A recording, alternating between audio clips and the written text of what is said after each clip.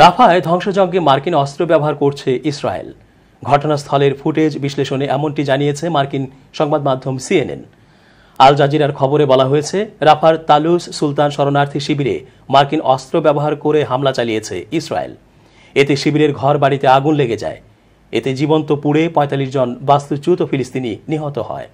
এছাড়া আরও ২০০ জন আহত হয়। এই ঘটনার দায় ইসরায়েলের সামরিক বাহিনী স্বীকার করেছে।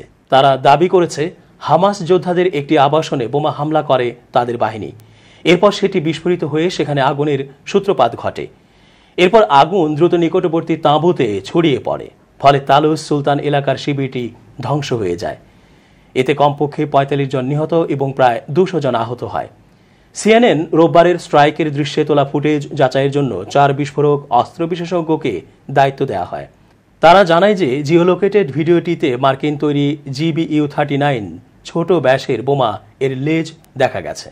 সিএনএন যোগ করেছে যে অস্ত্রের অবশিষ্টাংশে দেখা সিরিয়াল নম্বরগুলো ক্যালিফোর্নিয়া ভিত্তিক GBU-39 যন্ত্রাংশের প্রস্তুতকারকের সাথে মিলেছে।